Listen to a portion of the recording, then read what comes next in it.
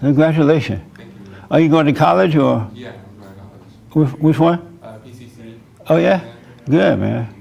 So you don't want to come up and hit a note for us? I could. No, I'm not. All right, are they ready?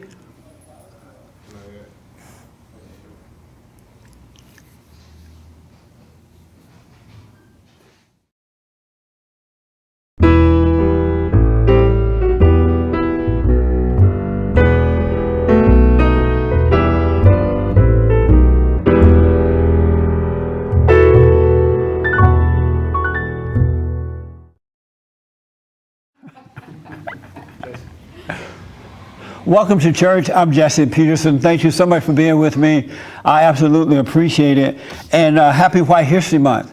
July is White History Month, so that's kind of fun. We'll get into that. I want to, Joel is here. This is Joel. Hello. And Joel has on his Black Power shirt. Oh. Joel didn't know it, and I didn't know it, right? You didn't know that was No, I didn't know. They just told me that a black guy made this, the first black skater. Right. But then James told me this is like black colors, and I didn't get that deep. Right. So I just thought it was a shirt, and I liked it. So. This is James, the producer, the white guy walking in. He was like having a hissy fit about this shirt, because I didn't know what it meant, and he didn't know either. And James was like, no. That's a Black Power shirt. That's a radical Black Power shirt. Joel cannot wear that. I was like, well, we didn't know that. No. And he went on and on about it. Oh, man. He's like, and so he gave you the history of the shirt, right? Right. And you said, what? I said, I don't want to know anymore. I shouldn't have asked any questions. James was like, you see red, black, and green, white people could go nuts. No, Black Power. But anyway, Joel is here because I want to talk about becoming and living as a human being, just being in life. And children of God are not supposed to live like the children of the world. And the children of the world, they're always trying to strategize, they're always planning, they're always looking to the future. They're always hustling and bustling and trying to figure out what they're going to do in life and how it's going to work out. And they have 5-year plans and 10-year plans and 20-year plans. And then by the time they get it, they're stressed out, they're on medication, they hate one another. Husbands and wives are fighting. They've developed cancer and all that kind of stuff, right?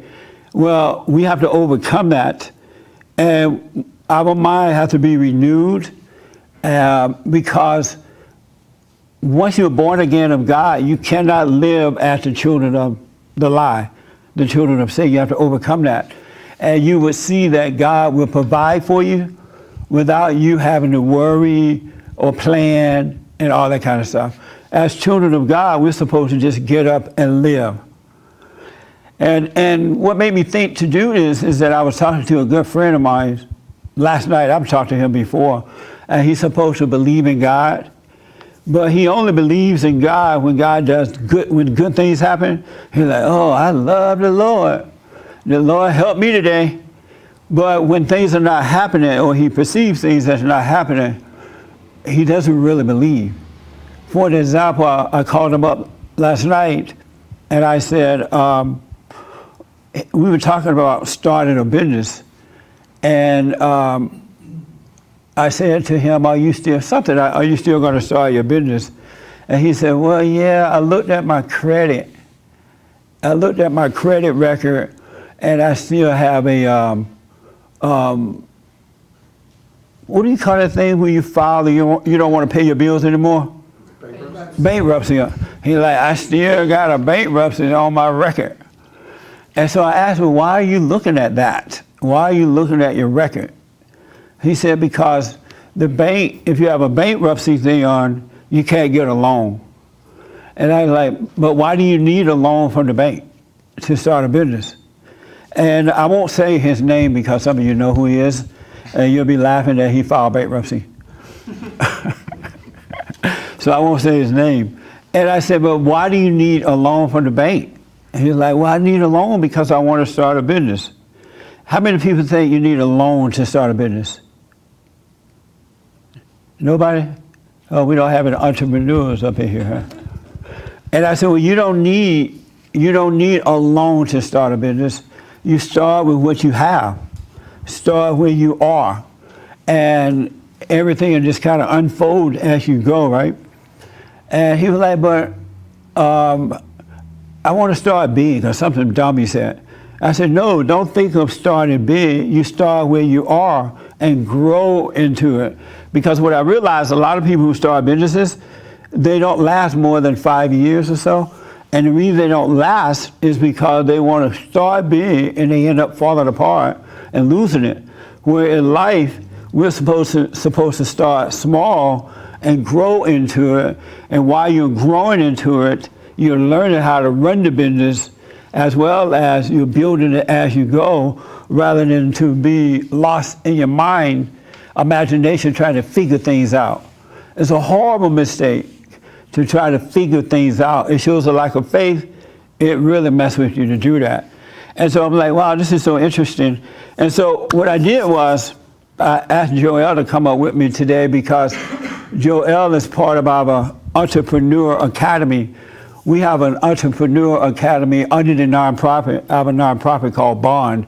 And what we're doing is training young men 15 and up, and we work with all men, how to start businesses, how to get them going, because these guys have a lot of good ideas, but they don't know how to get it going. And they think they need a lot of money, and they're like thinking way ahead of time, not realizing that all we have is now. And so Joel has a business, and I'm going to be talking to him in a minute. We also have a credit union where we loan the guys the money. We started this credit union, so because some of them don't have good credit or don't have any at all. So we loan them the money, they put it back and keep it going. And the reason I want to do this too is because I started my own business. I had a janitorial service. I used to be into computers, and I've always wanted to have my own business, but I didn't have enough money to start a computer company. And so I looked around and I decided, how can I start a business with no money? Because I had no money. Well, I just had my paycheck money. And I looked at the janitorial service and I thought, wow, I'll start a janitorial service because you don't have to have money. And so I came up with a name, and my little theme was a small company that does a big job. So, you know, I made that up. And so I made up some flyers, and I went and put them in the parking lot, all over people's cars in the parking lots around my area. And then when people would call me to do a job for them, I would go and get them an estimation. And then I would ask for the money down, half the money down, so I could rent the equipment. And so I would go and rent the equipment and then go and do the job and get paid full and put the money back in. And I was still working at the hospital at the time. And in a 7-year period, I had 7 full-time employees. And things would just happen. I had no idea what I was doing, as I have no idea now. But it was just unfolding by itself. Each day I would see what to do next. And at this time I was working at the hospital. I would go to the hospital at 6 a.m. in the morning to 3, and I would get off and I would go and do the janitorial service. And at first it was me and another friend of mine. One thing I learned, it wasn't a mistake, but one thing I learned is that if you're going to start a business, don't tell anyone about it. Keep it to yourself, because they're going to give you all of their fears. They really will. And because when I told the people, oh, I'm going to start a janitorial service, and my friends, they were like trying to be all sophisticated, right? They're like, no, don't start a janitorial service. People are going to look down on you. Or the Mexicans are going to outbid you. They're not going to give you the job. So I'm listening to all this, right? But I didn't pay any attention. And I just went and did my thing. And it just, 7 years went by, 7 full-time employees. There were once, I used to just do houses at first, carpet cleaning and stuff like that. And I decided that once I started hiring people, I wanted to work with businesses too, clean businesses. And I didn't know how to write a contract, a bid with a business. So I went to this local company and I said to the guy, I would like to clean your building, but I have no idea how to write a bid for it. And he said, oh, don't worry about it. I'll let you have an example of one that I had, a sample of one that I had before. So I took that and I copied it and I made my bid that way. And I'm telling you this because one thing leads to another one. If you're living in the presence of God, one thing will lead to another one. And so time went by. I had a 7-year janitorial service. And then I started Bond, the nonprofit organization that I run now. And Bond's been around 28 years now. And so I started Bond, and I got so busy, I couldn't do the janitorial thing. So I said, well, I'm going to sell it. And my friends were like, no, nobody's going to buy it. No one wants a janitorial service. And so I said, I'll just put it out there anyway. So I made the announcement that I was selling my company. And I got so many people who wanted to buy it. It was amazing. And so I split the contract in half. And I sold half of the company to some people and the other half to others. And I made back all the money I ever put into it and then some. Isn't that amazing? And I had no sense. I had never gone to school. I had no idea what I was doing, but it was just, the opportunities were just happening. They were just opening up, and it was mind-blowing. So I sold the company, and I started Bond. And we've been around for 28 years. And it was so interesting. When I first started Bond, I built this board. We got a board of direction people. We had a lawyer on there and other folks, right? And so we would meet in a board meeting. And the first thing they wanted to know, what's your plan? What's your 5-year plan? I'm like, I have no plan. I have no idea what I'm going to do with this. The only thing I knew I wanted to do was to get with men and tell them, because at the time it was just for men only. As a matter of fact, at the time when we first started out, it was for black men only, to wake up black men. And I wanted to just tell them they need to get over their anger and that racism wasn't holding them back and none of that. They need to drop the anger, right? But they wanted me to have a plan. And I got a headache whenever I thought about having one because I couldn't see what I wanted to do, what's going to happen. And so I just asked them, let's write up some bylaws and things like that and let this thing work out. And that's the way we have done it. And we've been around 28 years. We're known worldwide now. We are counseling and tutoring and having meetings and debates and all kinds of stuff. And it just unfolded by itself. And I honestly don't have any idea what I'm doing, but it's working anyway. And so that's why I wanted to talk about this, because I want you to not follow the way the world say do things.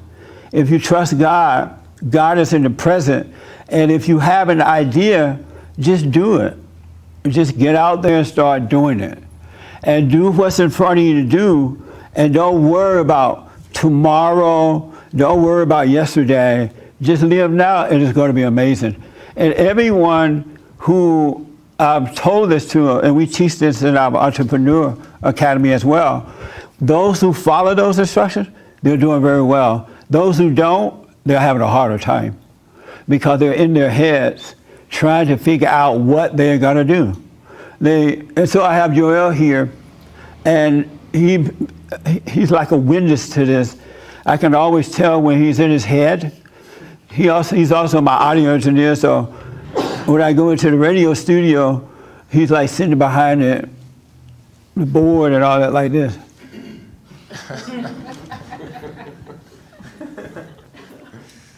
I'm like, what's wrong, man?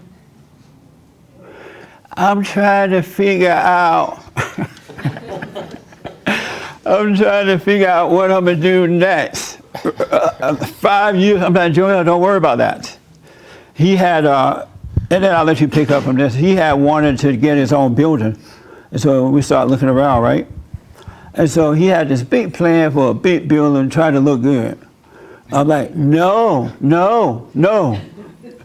Start with what you have, start with where you are, and let it unfold from there. So you take it over from there, but tell the people the name of your company and why that company? Okay. Well, the name of the company is The Gifted of Dance. It's a dance academy.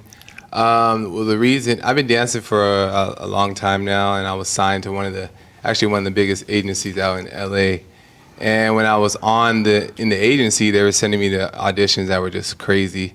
And I realized how corrupt the industry was and how it's all sexualized. So I left the agency, and then I realized that they started to corrupt and sexualize the kids. So I created a dance team where I can kind of bring back the innocence or just protect it or try, and just a safer place where they can just dance and enjoy being a kid again. And I started a team to do that. And then Jesse helped me realize, why don't I start an academy? So I started an academy, which is the Gifted of Dance Academy. We have an Instagram, we have a website, which is thegiftedofdance.com. And my whole thing was, when I started the academy, I wanted to have the building, the whole thing, because Jesse and the guys on the entrepreneur program helped me realize, like, I was working for somebody else. First off, really quick, I was working for somebody else, but I was doing all the work, and I was paying her for me to do all the work. So I was getting paid a small percentage, but I was doing everything. So they helped me realize, like, why don't you open your own thing? So in my head, I'm like, wow, I can open my own thing. So immediately my thoughts were like, let's go big. So I was looking for studios and stuff and seeing which one I can afford, and just finding different things. But in my head the whole time, the goal was like, let's get a building. And I'm looking, and things aren't working out here. It's just not working out, blah, blah, blah. And the only option I have is if I rent a room from somebody else, and save me a little bit more money. But my whole thoughts were like, I want a building. The building didn't work out. And in my head, I'm just thinking it just didn't work out. And I actually got hooked up with the room that I rent for a good price. And the owner is super cool, and he just worked it all the way out. But in my head, I was upset that I didn't reach the goal. And then Jesse just helped me realize that I still have my own business. It's just not where it needs to be yet. And at first I was struggling with that. So he helped me realize it's still the same. It's not even about where it needs to be. It's where it is. And so, like, I'm on the radio bragging about him. Oh, Joel's here. He started his academy. What do you think about it, Joel? He's like, yeah, it's all right. And so one day I asked him, why are you acting silly about this? You don't seem to really appreciate it. And in his mind, he didn't really want it to be known because he didn't have this big building. I'm like, are you crazy? First of all, you need to grow. Secondly, be grateful for what you have. You know, you don't have a lot of money to work with, so start with a room. The people don't care, they don't care about that. It's how you feel about it. If you're proud of it, you're good at what you do, the customers are going to be happy too, because it's all about your attitude. It's about the attitude. I remember when I first started Bond, I rented this little storefront place out in Inglewood. And then I had one of my adopted kids to come and work for me. And they sat in the office for 2 weeks. The phone didn't ring or anything. And so when I would come in, I'm like, anybody call? They're like, no, nobody call. 2 weeks, and they were laughing at me because nobody was calling, right? And so I would go upstairs, just sit in my office all day, do what I was doing. I knew it was going to improve because I had taken the steps. And they're like, nobody called. A week went by, 2 weeks, and then out of nowhere, the phone started ringing. And they have not stopped ringing since. And so I'm telling Joel, be proud of what you have. And he went and found this person and found a nice room for less money than what he would have had to pay otherwise. And you now have a better appreciation for it. Yeah. No, I can save up more. For one thing, I could save up more. It's just a better situation. I thought I was ready for the building, but there's so many legal things that I didn't know anything about. So it's just a better situation. Yeah. And how are you feeling about it? How long you had it? A month now. And how's it going? Good. People are starting to, friends are telling friends. I'm trying to get the website. The website's up, but I'm trying to advertise as much as possible. And it's growing. It's moving. And Joel is a good dancer.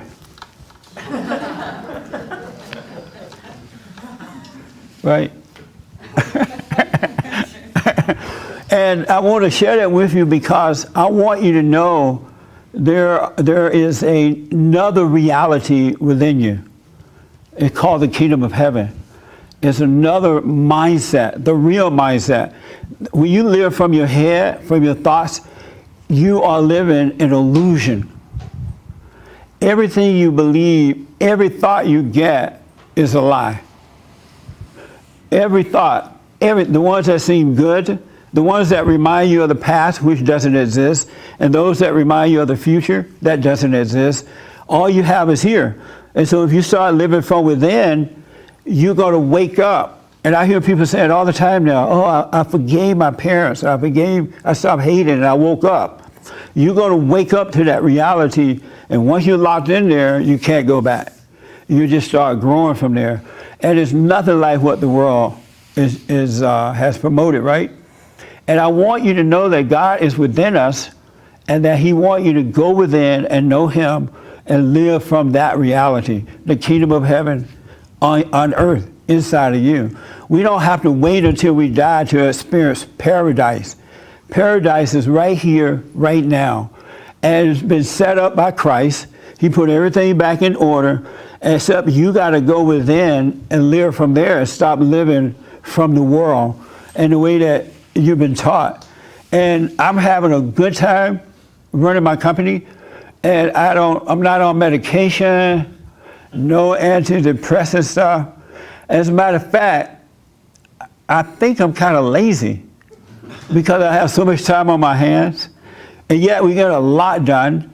And then God has given me the best staff on this side of heaven, really. I have excellent people working for us.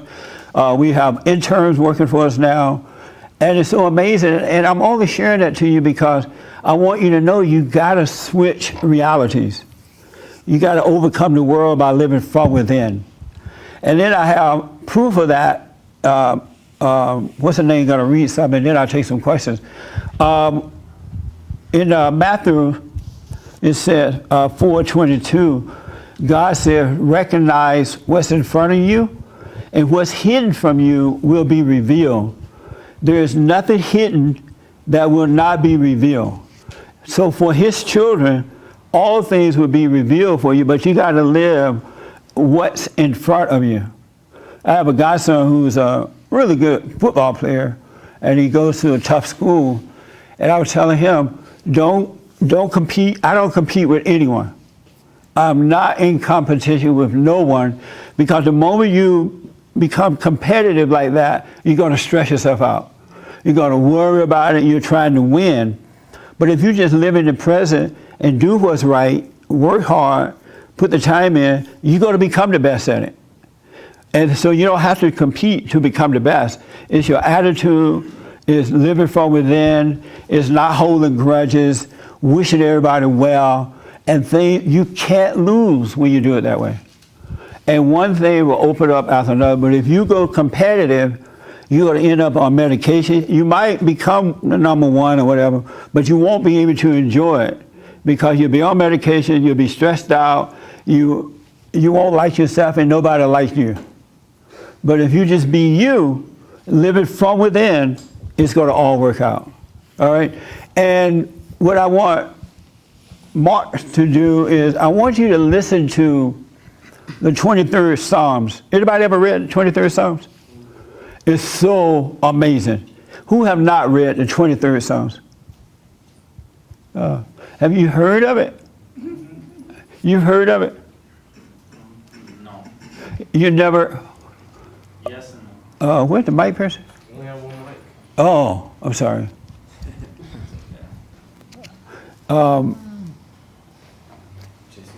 Let her borrow your mic Okay. until we get ready to talk. Yep. It's on. You never heard? It's Psalm, no S at the end. Okay, Psalms, no S. 23rd Psalms. Psalm. That's my nightmare. You never heard of the 23rd Psalm? No, I know of Psalms, but I've never read it. Oh, like that. okay. I think I skimmed through it. Oh, I see. Esteban, you heard of it? I probably read it before, but I can't really remember. Really? Aren't you surprised he can't remember the little street preacher? The street preachers don't even know about. Amazing. But it's a fascinating psalm, and I want you to. I'm gonna find out what you get from it before I tell you what I want you to pay attention to. All right. So this is the 23rd Psalm. Yes, sir. Yahweh is my shepherd. A little louder. Yahweh is my James, shepherd. hold the mic for him. Yahweh is my shepherd, I lack nothing. In grassy meadows he lets me lie. By tranquil streams he leads me to restore my spirit. He guides me in paths of saving justice, as befits his name. Even were I to walk in a ravine as dark as death, I should fear no danger, for you are at my side. Your staff and your crook are there to soothe me. You prepare a table for me under the eyes of my enemies. You anoint my head with oil, my cup brims over. Kindness and faithful love pursue my every day of my life. I make my home in the house of Yahweh for all time to come. Amazing. And so I like that particular version of it. I think someone who has a King James Bible where it's more English-like stuff. You have them? Yeah. Can you read yours? Oh, I don't have it with me. Oh, you didn't bring your Bible with you? I did it the first time. Oh, We didn't do any reading, so. So what? I brought my Bible the first time I came, but we didn't do any reading that day, so I didn't bring it back. But Did you? It's Did you bring your phone that first day too?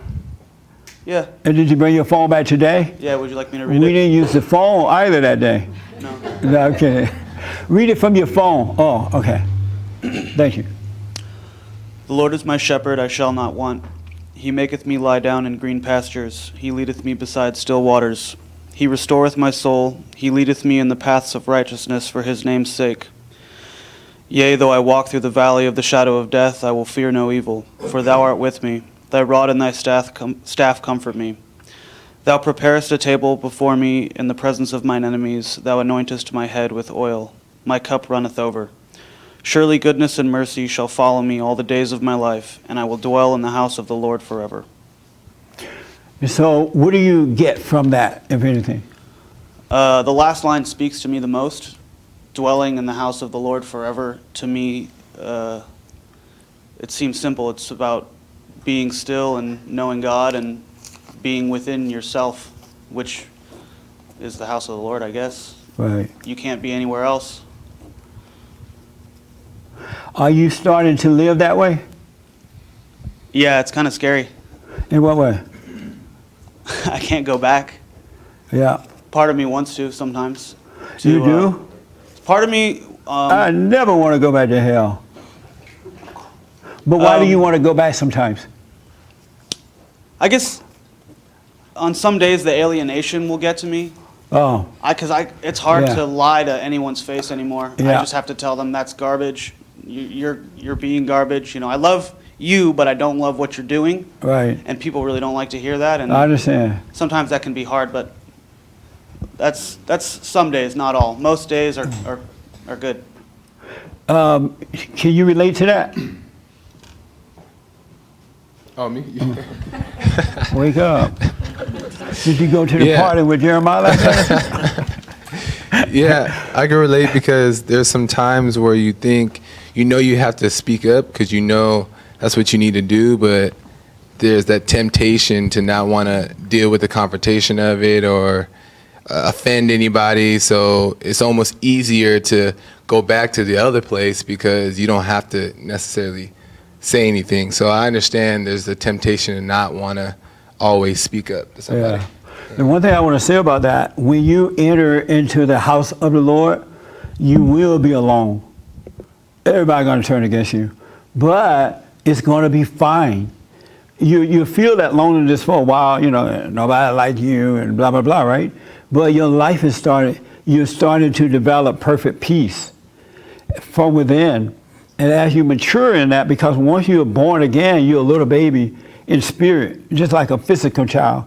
But if you hang in there and don't give up, stay with the prayer, speak up, don't go and give in to anger, you're mature, and it will be amazing. And then you'll find people around you that is living in that place as well. and things will start to change. So just be patient. Stay with the prayer, because you got to give up one for the other. You can't have both. As a matter of fact, it's going to get to the point where you don't want both. You don't want that world anymore. You're quite okay now, right? And when you're by yourself, it's fine too, because you're going to get past. You're going to overcome the world, so the loneliness will disappear, the whatever, right? And you'll have perfect peace, and it'll work out fine. There's something that says, seek first the kingdom of God and his right way, and all will be added. That's so true. It is so true. Even your mind will be renewed. But you got to stay with it, stay with prayer, always watch and speak up, and it'll start to change. That make sense? Yeah. I need to hear. You're doing like this. Yeah, that makes sense. Yeah. You have any questions for me? No? Stay with the prayer. Yeah. What did you get from the 23rd Psalm in the yellow top? What did you get from what he read? Oh, I'm sorry. Oh, green. Sorry. Blind as a bat. Oh, well, this is my first time here. Well, welcome. Thank you. How did you find out about us? I saw you on an Instagram post with an interview with Amber Rose. Oh, the slut. Yeah, and Who all saw the slut? We have some slut makers t-shirt now. And they'll sell it like hotcakes. Men and women. Wearing the slut maker. Did you get your slut maker t-shirt yet? No. You gotta get the slut maker t-shirt. Well, go ahead. Can you repeat for me the question?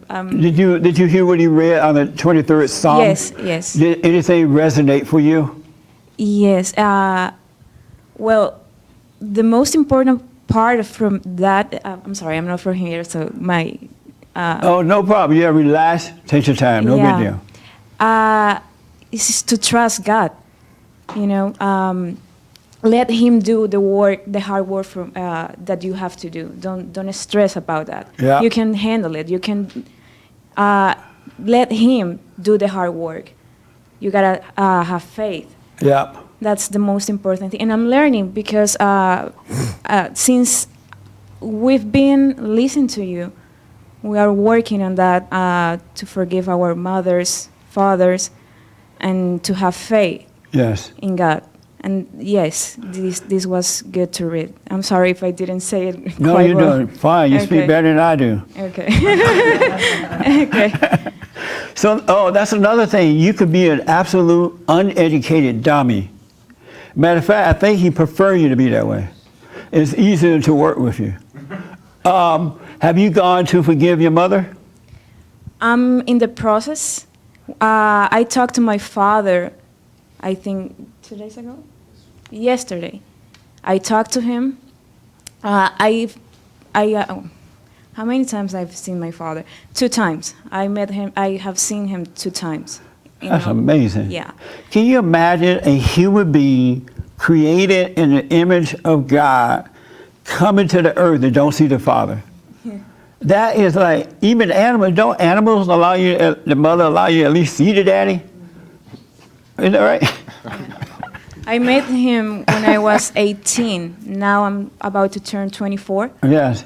I don't know where he lives. He lives back in Colombia. I'm from Colombia. Oh, okay. And yes, I text him. I told him that we need to talk, we need to do this. When you have time, let me know. But he didn't respond. So what I'm about to do is call him. If he doesn't pick up the phone, I will let him know by a letter or something. Right. I'll figure it out. Yeah. It doesn't matter. The most important thing is to take the step, the first step. So thank you for teaching us that. You're welcome. And I want you to know, if your father don't respond, it's still going to work for you, because you already have admitted in your heart that you have this anger. And anger is judgment. Judgment is playing God. And as long as you have anger, you will never, ever, ever, never, never, never, never, never, ever, but never, never, never. Can you do a few nevers? ever, ever, ever, you would never know God. You will not enter into the kingdom of heaven because anger is of your father, the devil. There's no love in it. That's why everybody ends up so screwed up and the parents don't mean to screw you up, but they don't have love. You can give kids all the material things that they want. You can take them to the best cafes. You can put them in the best schools, and you're still going to screw them up because you're not giving them God's love. It's not working through you. It's only Satan's love that's working through you. And that's why a lot of parents go, what happened to my child? I did all I could do. I gave them a best life. I did this and that, right? And now they're 13, 12, or whatever, and turning on you, and you wonder how that happened. Because if you have one iota, little bit, taste of anger, Satan is your father. And you can quote the Bible, you can go to church, you can lift up holy hands, you can praise Jesus, but God is not your father. Until you get over that anger, you must forgive. So if you don't see your father, if he rejects it, you're still going to enter in because you admit that I'm wrong for being angry at him. And that's what God needs you to do. And he wants you to go and forgive them so that you can get your courage back. Because when you're angry at someone, you're afraid of them. And then Satan tell you, oh, you're going to hurt the parents' feelings. You're going to make them cry. And you start making up excuses. And so a lot of people don't go and forgive. And so they never go free. But if you can't do it because he's in another country, he won't respond, just realize he can help it and let it go, and you'll be fine. Thank you. Is your mother here in this country? No, she's in Colombia too. Oh, she's there too? Yeah. That's the difficult part for me, my mama. Oh, it is? I gotta forgive her difficult too. in what way? She's gonna get mad. She's gonna get mad at me. Right. But and why would she get mad? because she will feel that she didn't do anything wrong. She's gonna get emotional and uncomfortable with me, telling her that you didn't do your best. Right. Or not that Well, I know you what you could mean. have done better. Yeah. But it's okay. It wasn't your fault either. Yes. Yeah. When I had to go and face my mother, I was 38 years old. I would rather that you set my hair on fire. Really, take a bunch of oil and just set me on fire. That's how afraid I was of her. Isn't that something? I'm on my way over there and I'm shaking and I'm going nuts and my mind's running crazy. What's going to happen? What is she going to say? Oh my God. And then I realized I resented her because she had no patience and she didn't really have that love. She tried to turn me away, right? So I get into the house, and when I get into the house, it's over for me. I can barely breathe. I'm like, can we talk? Can I talk to you for a minute? And she was laughing. She had come out here to visit her sister, right? So she's laughing and having a lot of fun. And Satan said, don't talk to her now. You're going to spoil her vacation. But I knew I had to go and forgive her because God said, when you forgive others, he'll forgive you. So I took her in the room and I just said, all my life I resented you because you tried to turn me away from my father. And the worst thing that can happen to boys and girls is to turn them away from their fathers because you turn them away from their own identity. You turn them away from God. And I told her, I'm sorry for you had no patience with me, and I become just like you because you become like whomever you're angry at. Every human being that has anger, I don't care how old you are, you've been recreated in your mother's image. You don't have your own identity. That's why men know what women feel and how they think. Men with anger think and feel like a woman. They do. That's why they know how to deceive women. You know, like if they want to have, sex or whatever, they lie to her. Oh, you're so beautiful. I really love you. You're such a nice woman. And they don't mean it at all. They just know you love the ego. The ego loves to be fed, right? Because they think like women. But when they forgive, then God would take that identity away from you and give you back yourself. And there's nothing like being you. I love being me. And so he wants you to become you so he can operate through you. Your talent, your purpose on life, it works better through you than mama's identity. So that's why another reason you should forgive, because you're not yourself. I hear women say that all the time. I feel like my mother. I'm not myself. And they don't like it. So forgive and you'll be fine. And then you can love your parents in the right way. You're not subject to them. You don't feel guilty. You got to be at every 4th of July dinner. You know what I'm saying? You can say no or yes to it without feeling like, oh, she's going to feel so badly about it. I'm telling you, everything changed. You can love them in the right way. That makes sense? That makes sense. So are you going to call your mother? Yeah, I'm gonna do that. Yeah. Yeah. I got a question for you. You should FaceTime with her. Oh yeah, that would be a better idea. Yes. Okay, go ahead. Do I need to forgive my grandmother too? Do you resent your grandmother? Yes. Yeah. Do I gotta face her? Yes. So you got to face 2 bulls. Yeah. But yes, and again, as you know, you don't need them to apologize. You don't need them to admit to anything. You just need to be taken away from them so you can develop into yourself. And so God will forgive you. So if they start yelling and screaming and crying, oh, you're blaming me, or if they fall out and die, you're like, wow, that's so interesting. Mama died. I wonder if she had any insurance. And so find out about the insurance. Don't let your other sisters and brothers know, so you have to fight with them right away. Cash in the insurance and buy one of those little boxes, put her in it, take it out to the cemetery and throw her in there. And be done with it. Okay. No, I'm kidding. That's so cruel. But I'm telling you, but you will go free. And that way you don't pass that to your children. You don't give your husband. Is this your husband? My future husband. Your future husband. Yeah. Amazing. Is he beta or alpha? He's an alpha. All right. Yeah, he is. Alpha. I'm going to find out in a minute. Any other question for me? No, thank you very much for Yeah, the you're welcome. opportunity. Are you doing the prayer, the silent prayer? Yeah, yes, we go to a church too. Oh, okay. Okay. All right. I really want to comment on this. I want to come back to it in a minute. So let me talk to the alpha future husband. And so are you an alpha male? Yes, I am. And how do you know you are? Because I've forgiven my mother. Oh, that'll do it. And so you have no anger now? I think there's still a little bit in there, Have but I think it's in his last days. Yes. Good point. So like some of you, if it's not taken away right away, if you feel that anger, just relax in it.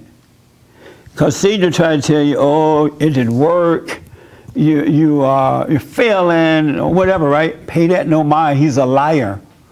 And so just relax in it, do what you need to do, and one day it'll be gone, and you'll be free. Right. Are you doing the prayer? Yeah. Oh, good. And you found me on YouTube as well? Yeah, she actually shared that Instagram with me. We thought you were a comedian or something. I dug in. I looked you up on YouTube, went down the rabbit hole, and then here we are. Yeah. Yeah. Right on. So she like really wanted you to be a man, huh? Yeah, she had no idea. I think once, because I'll play you while we're doing something, and then she realized like maybe, some of that like feminist defensive-ness that we're all programmed with one way or another. Yeah. Kicked in. She's like, "Oh, what did I share with you?" But no, we dug in it more, and yeah. Nice, man. Well, stay with it. Any questions for me? No, I mean, yesterday I heard a talk with you when you actually shared the story with your mother, and that's kind of really helped a lot. Yeah. Yeah. I literally get calls from around the world, and everyone who go and forgive, they go free. Those who don't, because some people say, oh, I want to write a note. Oh, I forgive her in my head. They're taking the cowardly way out, right? But when you go and face her, if it's possible, and do it, you go free. And really, you don't need, it's abnormal to need a physical teacher to teach you things. A physical teacher is supposed to point you back to the teacher within. They are not supposed to teach you things, because once they start teaching you, now you're subject to them and you're subject to your outer environment. Within all of us, we have a teacher. We really do have a teacher, and he will teach you all things. It's so amazing how that happens. And you don't hear his voice teaching you. It's like you just see what to do, and things make sense. like you come back to common sense, and you don't hold any grudges against anyone. You resent no one. You love all people. And love is not a feeling, it's just not hating. When you don't have anger, you have love. But that's the nature of God. It's so amazing. I actually do have a question for you. When you confronted your mother, did she react angry? Oh, thanks for asking. Yeah. My mother apologized. Right away? Yeah. She was like, oh, I didn't know I was doing that to you. I'm sorry for that. And then she told me about her life, and exactly what she had done to me had happened to her. She had been recreated. But I didn't know that because parents don't normally tell you, you know what, I want to tell you about grandma. Grandma screwed up my life. I hate grandma. Parents are not going to tell you that. I'm angry because I'm just like my mother. They don't tell you, but if they told you that as kids, that would help you to survive, I think. But she told me about her mother, who I thought was an angel sent by God. Because you know how the grandkids love the grandmama? Yeah. Because the grandmama a little nicer to the grandkids until she can suck all the life out of them. And then she recreate them in her image. And so I thought my grandmother was an angel sent by God, but she wasn't. Yeah. In our culture, like, grandma is like the matriarch, and like, Yeah. everything revolves around her. And that's really hard for us to take that image away, take that halo away from abuelita, from grandma. Well, if you want to survive, and if you want your children to survive, you better take them away from grandmama. Because grandmama's going to screw them up. Ask you to turn them against you. Here's, like, at lunchtime, she'll give you some food, and then you say, grandmama, can I have some candy? And then and grandmama said, well, yeah, your mother told me not to give you any, but don't tell mama. Right away, turning them against you. Because the moment the kids start keeping a secret from you, it's over. Grandma said, oh, don't tell mama, or don't tell daddy. All right, grandmama, I won't tell it. And then you look around one day, your kid is fat as a pig, and you wonder, how did you get fat? I don't feed you that junk, right? Grandmama gave it to me. So that's why it's not good. I wouldn't let my kids stay with my grandmother. You have to protect your kids. Unless grandmama overcome. That makes sense? Then it'll work. Because she's serving two different spirits. When you're born again, when you return to the Father, your spirit is different than your family members. That's why children of God, those who believe and those who have become that, we are brothers and sisters. We're closer than the blood family. Because now you operate from perfect love. Right. Yeah, excellent. Where am I? Yes. Joe, you want to say anything? You having fun? Yeah, that's cool. Oh. Yes, sir. Okay, a couple of questions online about parents. One person asks, Jesse, why can we not silently forgive our parents? Why do we have to go to them and tell them we have forgiven them? I know what you mean. Because God said it. He said, if you have aught or a problem, or you're angry at your fellow man, go to them and forgive them. And the reason you need to go to them because you get your courage back. Because when you start to resent your whomever, they now have control over you, and you're now recreated in their image, and everyone you get involved with is just like that person that you're afraid of. They control you. And you wonder, because it's spirit to spirit, and so you wonder, why am I afraid of my coworker? Why am I afraid of the trash man? Why am I afraid of this? Because you're running against the same spirit that you become, and you can't stand up to it. So when you go and forgive, that spirit is taken away, and you get your courage back, and you will never, ever, ever, never, never, never have fear again. I have no fear. And perfect love casts out fear. Fear is of your father, the devil. It's the son of Satan, or daughter of Satan. Fear is. You cannot be a child of God and have fear because you're not going to function. You're going to be scared, afraid of the children of the lie because you're running to that spirit. It's not the physical, it's the spirit that your spirit is running up against. And that's why you feel that way. If you notice with men, when they get married, or they date and they get married, or they live together, it becomes a mama and son relationship. because they're afraid to stand up to their wives because they're married to mama. And then she hates them because women want men to be strong. They want you to be right. They need you to be right because of that order of God in Christ, Christ in man, man over woman, and woman over children. It's a spiritual order. And if you're not in that order, Satan is your daddy, whether you admit it or not. Yes? Another man asks, can I forgive my mother and father at the same time, like in the same room? If it works out that way, yeah. Don't plan it. Let the moment come and deal with it. And so if they're both together, yes, why not? Kill two rabbits at the same time. But the point I want to make too, once I forgave my mother and my father, we became really tight. They started calling on me to help them with the rest of the family. Can you talk, whenever you come home, can you talk to your brother? Or can you talk to your sister? I'm like, why don't you talk to them? And that's what's going to happen. You're going to start being able to influence your family for the good. Those that want to be influenced. Did you have your hand? Okay. Very, very good topic. It's helping? It is helping me a lot because I've been kind of. And I want you to know I had fear. I had anger. I had fear. I had doubt. I didn't want to know what I wanted to do in life. I had decided that what I was going to do as a career before waking up, I was going to get a job, buy a house, have a lot of clothes, have a red car, and just play women. That was my career. And I was on my way to doing that, and then I woke up and I can't do it anymore. But so when he took my anger away, he allowed me to see, and he caused me to do the things that I do. And the same thing going to happen to you.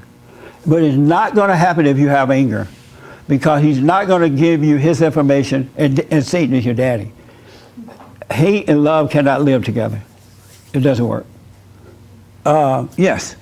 Oh, I was just going to say, because I've been going through some stuff with people, and the people pleasing, is kind of. You are a people pleaser? Yes. All right. Yeah. So it's kind of hard because it's like I want to say, okay, like I'm supposed to go to this thing on Saturday. I don't want to go.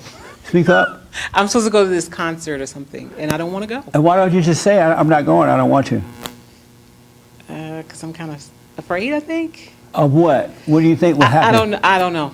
Do you think they'll get mad, or they don't want to play with you anymore, or what? I think they might get mad. And I don't even know that they will, but in my head, it's like, oh, I build it up to be like, oh, and instead of just saying, I'm not going to go. I'm not going to go. But you know what I think? I think I have some judgment and resentment there. Of course. That's why you're not free from that. Right. Yeah. So you have not let all your anger go yet? I guess not. How about with your father? Did that ever work out? Or what's happening with that? Well, I couldn't contact him anymore. So I had, when I called him, I told him I forgave him. And he was like, for what? I'm like, well, because, you weren't around. And and you weren't around. And I think it affected my relationships with other men because you weren't around. Yes. So I think I told him that. And I see with him, what I see with him is that my grandmother was very dominant. And so she kind of dominated her children, and then I see his wife is kind of dominant because I'm not sure he's doing it or she's doing it. Right. So it's kind of hard to know where that's coming from, where they just kind of cut you off. I thought I was talking to him, and I thought he, I had talked to him a couple of times, maybe 2 or 3 times, and it was working out because I said I'm gonna come and see you, and and then all of a sudden I couldn't get in contact. I'm working with a guy right now. He lives in a different state, so I'm counseling with him. And he's been trying to talk to his father so that he can forgive him, but his father married to a woman other than his mother. Mm-hmm. And so whenever he called her to try to talk to him, the stepmother will not allow it to happen. From this day forward, no more step-parents. That's a sin. Or it'll end up being one. Right. So when you get married and you get a divorce and something happens, do not bring in a step-parent into the lives of the children. They need that connection with you and not someone standing in between. And so I told him, all right, I'll call for you and talk to this woman. And so I called her, and I told her who I was and what I was trying to do. She's like, no, I'm not going to let him talk to him. I'm like, are you crazy? I'm not going to let him talk to his father. I'm like, what's wrong with you, lady? And she's mad at his mother. So I'm like, don't blame him for what happened with you and the mother and the father. The child had nothing to do with it. But she's so angry that she's going to make the son suffer because she's mad at the mother. Yeah, and he had a couple of boys, and one of the boys called me and said, well, why are you calling? I said, well, I told him why I was calling. And then I kind of wanted to say, he's just as much as my father as he is your father. It was kind of weird. Yeah. But you could see she had that influence. I'm not sure it's him or her, but I think it's more her. Well, just forgive him anyway and don't worry about it. No. As long as you see that he can't help himself, you understand it, because you don't want to will it to be. You don't want to force it. No. And so just let it go and wish him well. I do. And then tell those folks you're not going to the party. I will. Yeah. I will. And you're shaking your boots. And they're going to be like, come on. Because the moment you say, I'm not going, they're not going to be able to live without you. They're going to be like, come on. We're going to have fun. Have you ever been smoking pot, Joel? And so here's a good example. So you're a pothead, right? No. You ever been a pothead? No. But I smoked before, yeah. I thought so. You try to act all innocent in front of his mother. No. I never, she found your bag the other day. No, okay. But have you ever been around someone and you like smoking some pot and they won't smoke and they're like, you're like, here, here. They're like, no, I don't want any. You're like, oh, you don't want any? You try to be holy.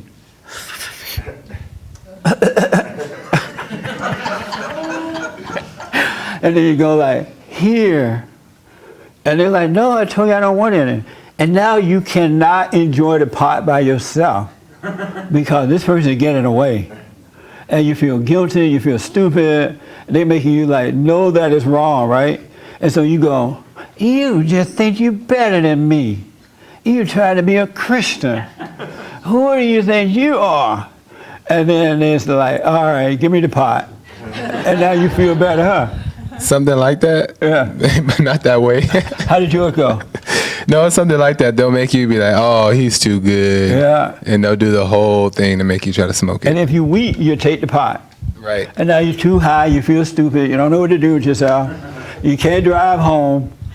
You know what I'm saying? But incident. So when you, Just a quick thing. Yesterday, a similar situation happened. Not with the weed. See, he's still smoking pot. Not with the pot.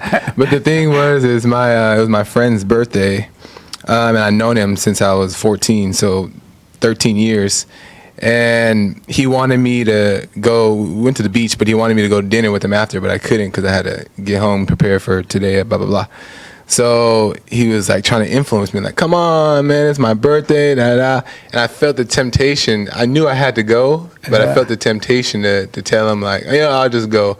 But I told him that I wasn't gonna go. I did the right thing, but I was so weak when I did it. Yeah.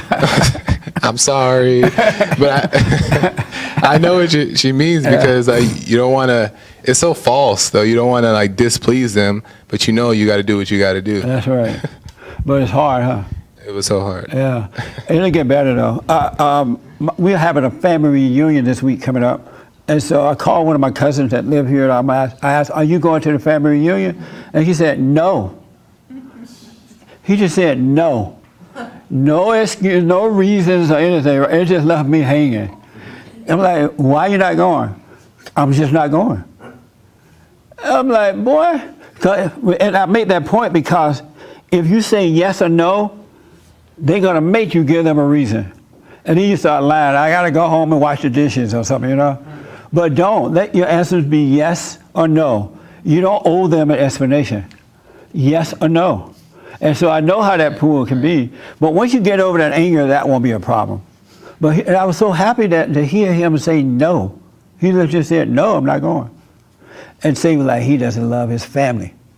And so I said to him in the end, I said, well, you're not going to miss anything. It's going to be boring anyway. We don't like each other anyhow. It's all a pretense. So you're not going to miss anything. And it really is. Have you ever gone to a family reunion? It's the worst nightmare. You wonder, why did I go?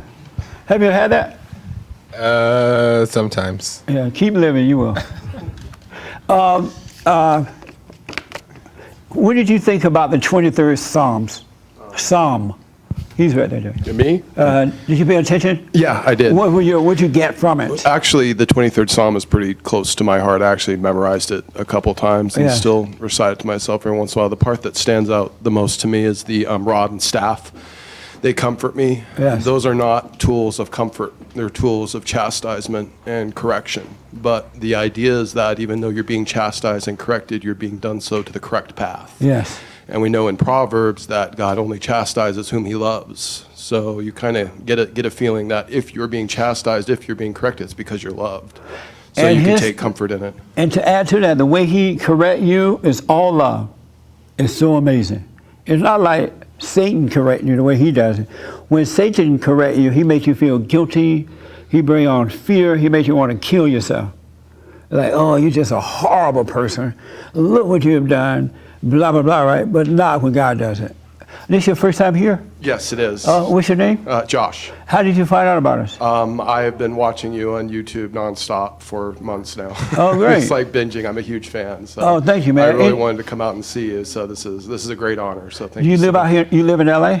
Actually, no. Live in the desert, Palm Springs area. Oh, So okay. about 100 miles. Wow. east, so. Well, thank you for coming. Any questions for me or anything? I wanted to comment a little bit because I kind of noticed in some of your interviews that I love your methodology. I love the way you ask questions because you just stick to it until you get the answer. Yes. But I noticed that you have a lot of people who disagree with the question. Right. And they always say, well, it's loaded. And I've always been waiting for you to just bounce back and say, yeah, it's loaded. It's loaded with the truth. Oh, So I that's just what kind it of, is. Yeah. I've been looking for you to do that. I just wanted to share that because I appreciate I've noticed that. that too. But you don't usually ever address, yeah, it's a loaded question. I get that. You kind of just keep asking the same question. I say, well, go ahead and tell them, yeah, this is the truth. And this that is the way is I what see it is. They don't want to answer. They don't want to tell the truth. They disagree with the question, so they Yeah. refuse to answer it. That's a good point. And I you're just will. loading it, but you're loading it with the truth and say, well, you don't like the truth. That's on you. But it doesn't feel loaded. It doesn't because I Well, don't. because it's aligned to your truth. Right, I So don't it doesn't want to- feel loaded. Yeah. You say something like, how can we vote for a godless man like Barack Obama? And they say, well, I don't think he's godless. And so they just refuse to answer your question. Right. But you're saying, well, this is how I view him, and I'm aligned with truth. So answer my question aligned with truth. Yeah. So. Also, I want them to answer so that they can see themselves. Right. Because once you wake up to self, it's over. You're on your way. The hardest thing in the world for human beings to do is to know thyself. And so if you admit that you are wrong, if you have anger and you just admit, you know what, I got this anger and I'm wrong, in the instant your life starts to change. And everything, you start to wake up, you start to grow. That's what it means to confess your sin. Then you shall be saved, right? The moment you admit that you're wrong, then things start to improve for you. And people don't want to admit, and I'm hoping that they will. Amen. Yeah. Thank you. Thank you for coming, man. Thank you. I appreciate that. Thank you. I'm glad to be here. Yeah. I want to do this. Yes, James. Can I do one quick question? Yes. From Super Chats. Tim is asking, how do you forgive, how do you deal with, overcome infidelity? Like, how do you forgive someone who's betrayed you? Let me say this about forgiveness. You cannot make yourself forgive. You can't do it. It's a spirit. You can't make yourself forgive. You just have to see that you're wrong for being angry. And then God will cause you to forgive. He caused that to happen. You cannot do that on your own. That's why, just think about how many times you have said to someone, oh, I forgive you. Or you ask someone to forgive you. And they say, okay. And as soon as you do something else they don't like, they hate you again. Or you're now angry at them again, right? That's not forgiveness. Forgiveness is a spiritual action that can only be caused by God. And so, Tim, the way you do it, you have to realize that this person that cheated on you, whatever it is, they couldn't help themselves, just as you cannot help yourself. Men and women don't wake up every day, unless they're really bad, and think, you know what, I'm married. Let me go out and cheat today. I just hate my wife, or the woman, I hate my husband, I'm going to go cheat. They're not doing that. They're in this fallen state, they can't help it, And so just understand, just like you can't help it, they can't help it. And so if you're married to this person, I will have a talk with them, let it go, and sleep in separate bedrooms until they repent. But don't judge them at all. Let it go. Just let it go. But you don't have to sleep with them in case they're still out there doing it and bring home a disease. Anything else? Yeah, one last one. Okay. A lot of people take your forgive your parents thing, because you focus on the parents, as blaming the parents. Right. So they ask, how do you blame / forgive your parents and yet still take responsibility for yourself? Because you talk about being responsible for yourself. Well, when you get to know yourself, you see that you become like your parent, whichever parent that you hate, right? You see that you have their personality. You're emotional, you're doubtful, and all that, and now you're angry. And then you know that that's wrong, and you became that way because you're angry. That's the last time you will ever have to look at that. Because once you wake up, you have no more excuses, you have no more blames. Because when you wake up, you cannot blame anyone else because now you can see. And so if someone is trying to do something to you, my muscles are so big, make sure you're falling down. No. But once you wake up, you're going to see that this person can't help themselves. And so you're not going to blame them. You're going to pray for them. You're going to wish them well. But you got to see how the fall happened in order for you to overcome. And you can always tell when people are in a fallen state, they blame and they have a truckload of excuses. Anytime you run across someone and they got a bunch of excuses, you're talking to the child of Satan. Or they blaming someone else, you're talking to the child of Satan. And just pray for them and wish them well and take off. Because you're not going to get anywhere with them. It's just not going to work. So what I want to do, what's your mother's name? Timmy. Timmy. Joel's mother's here, his sister, and his brother, and his niece. What's your niece's name? Sophia. Hi, Sophia. Hi. She's so cute. Sophia, who is this? That's Friday? Oh, his other name is Friday. That's his real name, right? No, Joel's a real name. Oh. Friday nickname. And if he was white, his name would be Joel. Joel, right? Joel. Right. But since he's black, it's Joel.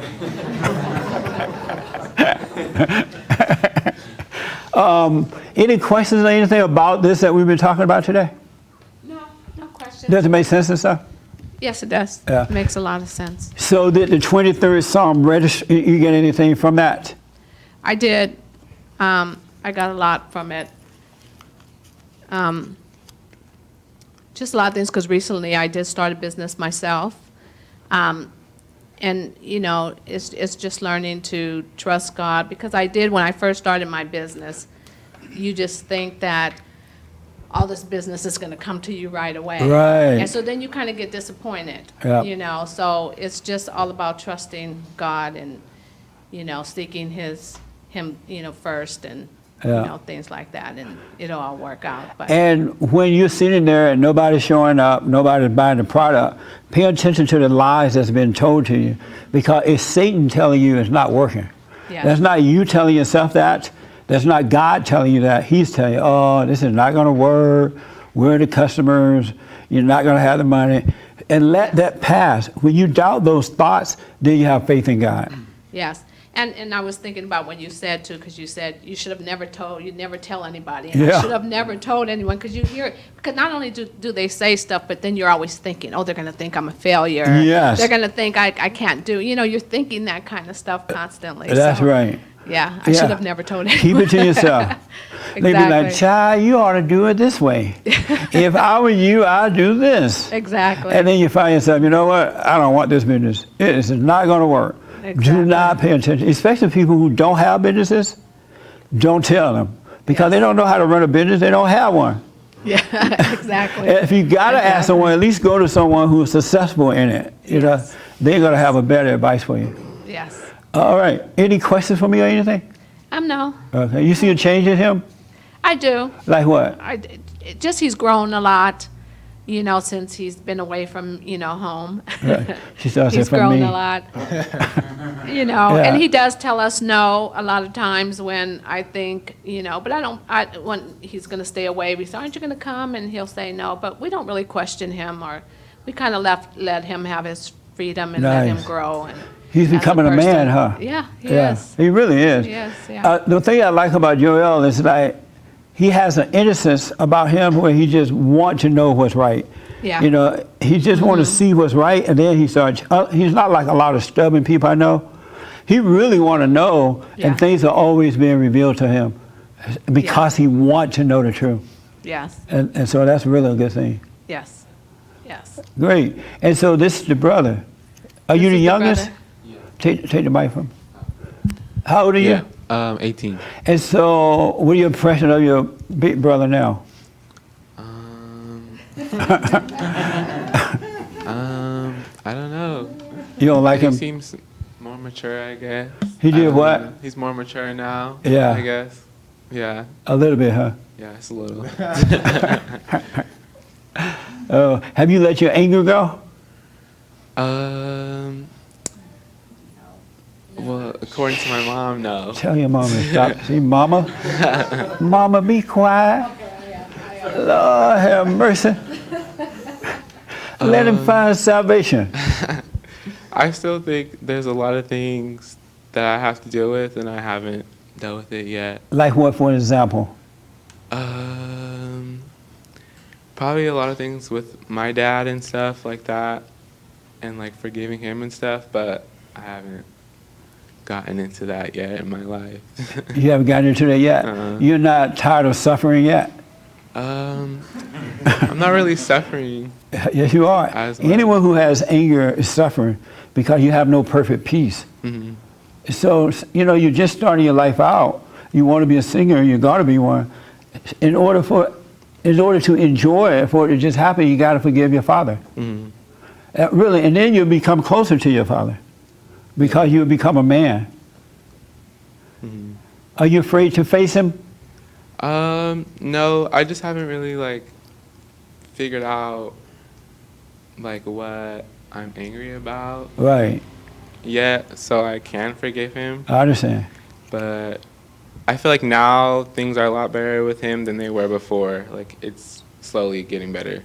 Are you starting to speak up, like not be afraid to speak your mind, whether he's going to agree with it or not, when Yeah. you're around him? Yeah, definitely a lot more now than before. Yeah. That feels nice, huh? Yeah. Well, once you completely forgive him, it's going to be like that all the time, and he's going to respect you for that. But plus, you're going to feel better about yourself. All right? That makes sense? Yeah, it makes sense. Are you still scared of your daddy? I think I'm slowly starting to speak up more. I don't know, I always kind of just had a fear of him when I was little. But I think that I still do, I feel it creeping up, the temptation to not want to say anything because I just want to avoid, the confrontation or whatever, avoid his wrath, so to say. Beta. But, right. That is beta Right. all the way. Right. But You're trying to shut me up. Right. Okay, we got it. But I realize every time I do say something or speak up, there is no wrath. Like my head is saying like he's gonna go. I mean, there may be times where he might, but it hasn't happened yet. That's right. And it's all in my head. Yes. Satan is lying to you. Have you forgiven your mother? I didn't think I needed to forgive my mom. Why not? I don't know. My mom has just always been a good mom. Oh, she was Always been perfect? there. Not perfect, but Does she she's get on your good. nerves sometimes? Yes, most of the time. but it's okay. It's okay. No, it's she not makes okay. up for it. No, it's not okay. So, because I know your mother and she wants you to get better, like she does him, that's why she's here. Otherwise, she wouldn't be here. You start speaking up. Don't let her baby you. Don't let her say, did you get your jacket, your coat before you leave? Or where you going? And all that. Just say, Mom, don't do that. I'm a grown man now. You're 18, right? Yeah, I'm 18. Yeah. And then she'll respect it. She'll fight you on it for a while, but She's going to like the fact you're growing up. And so it's not okay that she baby you. If you let her baby you, if you go off to college, she's going to move right down the road from the dormitory that you live in, from the dorm. And then you get married and you move to Russia, she'll move to Russia. Because you're not speaking up. So I understand, just suffer some more, and then eventually you'll come around. Okay. Okay, sounds good. Any questions for me? No. Anything you disagree with me about? No. You're in a church, just to remind you. Yeah, no. Nothing? Yeah. All right, okay. So far. And then you're the sister. Yes. Glad to meet you. You too. Any questions or anything for me? Oh, they all sound alike, huh? Well, no, because I mean, anything that I was thinking somebody would ask, so you kind of answered my questions already. Have you overcome your anger? No. You have not. And why not? Because I'm realizing now that I have anger. Yeah. I didn't pay attention to that before. Oh, that makes sense. A lot of people don't pay attention to that. So you need to forgive your father and mother, or whom? You can turn it into a rap My song. father, definitely. I don't know. I don't know necessarily what with my mom, but I do know that I need to forgive my father on some things. Yeah. And so was your mother perfect? Does your mother get on your nerve? No. She gets on your nerve? Sometimes, yeah. And the reason that she gets on your nerve because you have that anger and you're subject to her.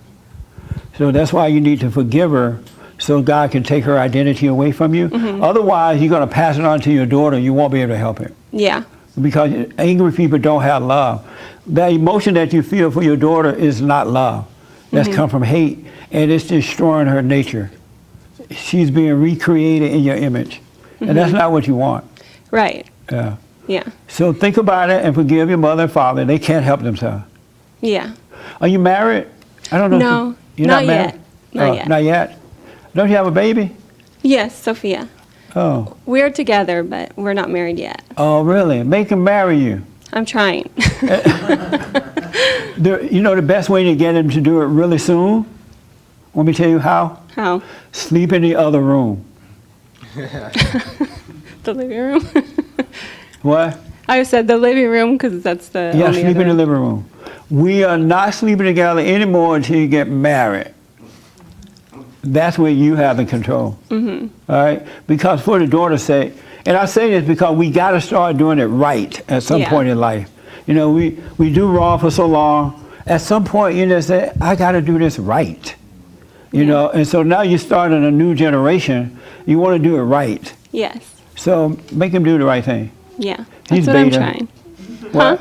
He's a beta male anyway. Any questions for me? No. Oh, okay. So let me do this. I'll run out of time. So the one thing I want you to notice about the 23rd Psalm is it says, the Lord is my shepherd. And if you notice, he makes me to lie down. He does this for me. He does this. He does this. He does this, right? And so when it says that when I walk through the valley of the shadow of death, he's with me. In the valley of the shadow of death, you know how you have those moments when you just feel weird on the inside and you don't know why? You either feel afraid or you feel a weird thing and you can't explain it. That's the valley of the shadow of death. And so when you're feeling that, just know God is with you. Don't listen to Satan in your head. Just allow yourself to go through it. Relax and go through it because he is with you. And so when you overcome this anger, when you forgive, he said that before you enter into the kingdom of heaven, you must forgive. So when you forgive, you're going to enter in the house of the Lord within. The kingdom of heaven is inside of us. It's up here too. But remember, the scripture says the kingdom of heaven is at hand. It's right here, right now. And so when you forgive, you're going to enter into his house within. And then he will start to guide you in all things. It's going to be like magic. Just like Satan is guiding you now, He will guide you.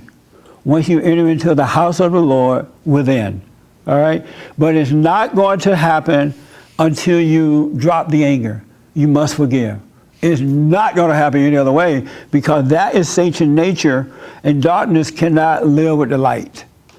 It cannot dwell in the same place. So if you want to be free and understand and what's going on, you got to get to know yourself, and don't let anyone talk you out of it. If they don't like it, let them go and do it their way. But you go within so you can forgive, and you start living from there. It's going to be amazing. And then your mind will start to be renewed, and you'll start doing things His way instead of the world's way, which is Satan's way. And you won't be stressed out. You won't hold any personal revenge against anyone. You will forgive, and you will have a life. But you got to go within. And you got to drop the anger, though. You're not going to enter in. And you're going to overcome all things. So when you do start a business, you just do it. You won't plan. You don't need a... These people pay thousands of dollars to go to a university. They pay $50,000. And the school said, here's how you plan for 5 years. You get out, you can't do anything. And now you're in debt, and your mind messed up, you're on medication, and can't even function. His way is easy. His burdens are light. But you got to drop the anger. All right? And become children of God. And so I wanted to share that so you'll see it's an easy way. His way is easy. Very light, very easy. But you got to forgive. All right? And I wrote about it in the set. This book only is $7, so I don't make a lot of money off it. But I wrote a simple little pamphlet, a 7 guarantee step. What do you think about this? It's really good. It's simple, exactly like you see. As you can see, it's only like 3 pages. Yeah. It's good. Yeah, it is real simple. It's things that I, woke up to when I started the first business and been doing this. So I highly recommend you get it. And I'm not pushing it just because $7, I'm grateful for $7, but because we put it back into the organization. But I highly recommend that you get it. And when you get it, do it. James, what do I say about doing it? The 7 guarantee step. Where's it? Do you ever come with the mic? Well, you quote the Bible and say that we have to be doers of the word and not just hearers. Yes. People don't do. You have to get up and do. You have to do the prayer. You have to watch, become observers, become a living being. You have to get up and do. So one thing it says in here, real fast, is to pray. I've been doing the prayer for 29 years, night and day, and now I'm aware now because He's renewing my mind. But He want to renew your mind, so you got to pray so you can keep that connection with Him. You really do. One other quick thing is you got to work, but not too hard.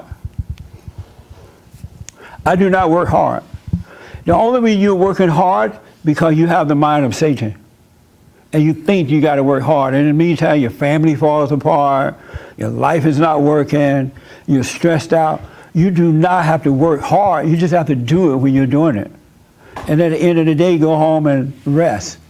All right? And there are other just little simple things here, so I highly recommend the 7 guarantee step to you. Any questions? Yes, sir. Last question. We're out of here, Hermes. Amazing. Is this fun or what? Yeah. And I want you to know, I'm telling you about the experience I had. When I had that anger, I didn't have peace. I forgave, He forgave me, I have peace. And my life is just unfolding. And it's inside of everybody to do that. Yes, sir. Yeah, Daniela had a question she asked me to punt over to you.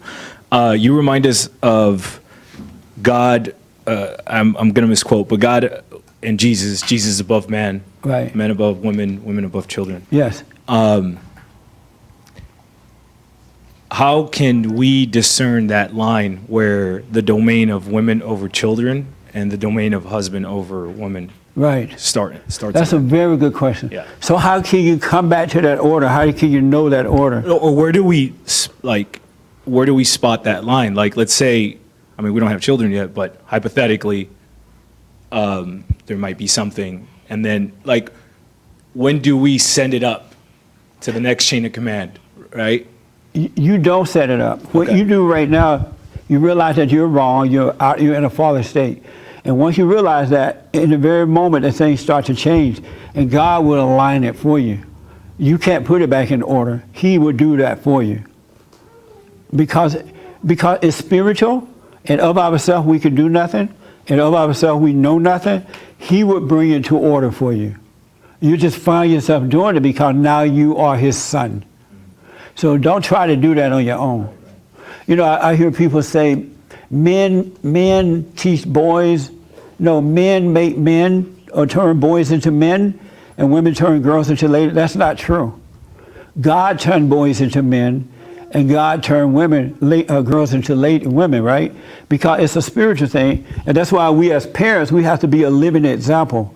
We have to operate from his nature, which is love, and they're going to see the Christ in you, and that helps to develop their nature along the way. Of ourselves, we can do nothing.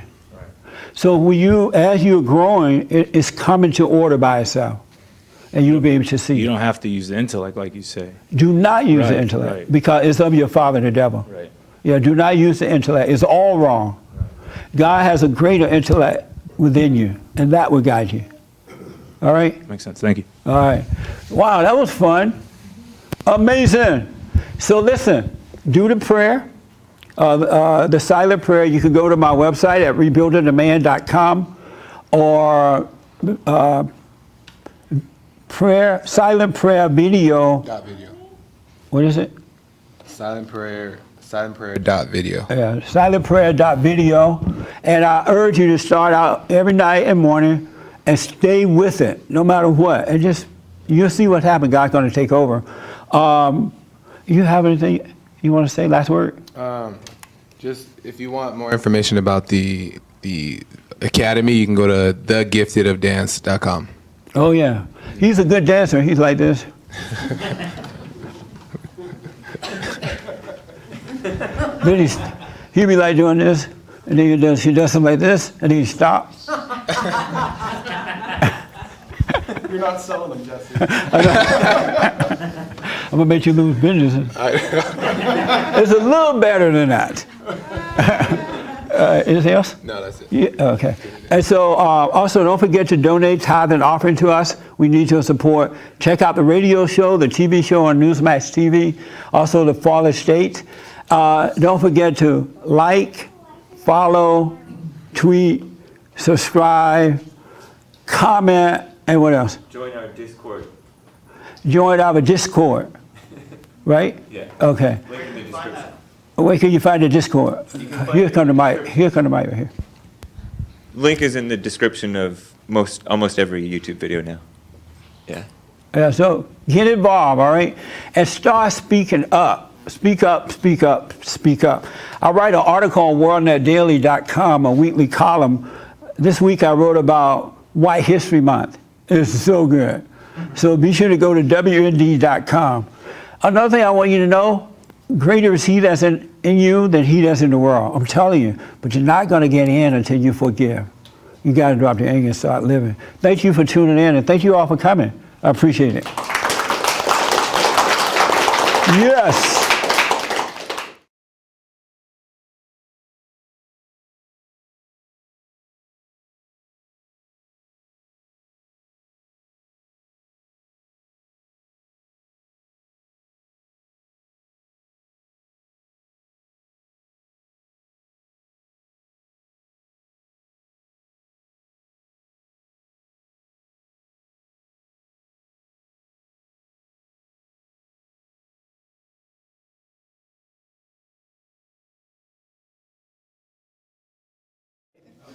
Yeah.